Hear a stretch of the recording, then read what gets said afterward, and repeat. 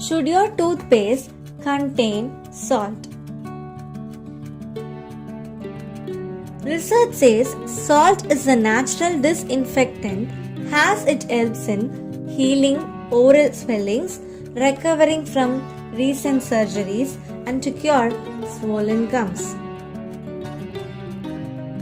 It is said to increase the pH level of our mouth by making it difficult for abrasive bacteria to survive in the basic nature of the mouth. Salt in toothpaste helps in cleansing our teeth and is considered more effective in the process.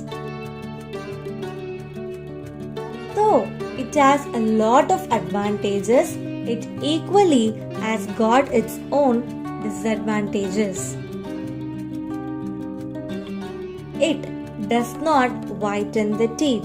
In some cases, it may irritate the gums, which may cause bleeding in gums.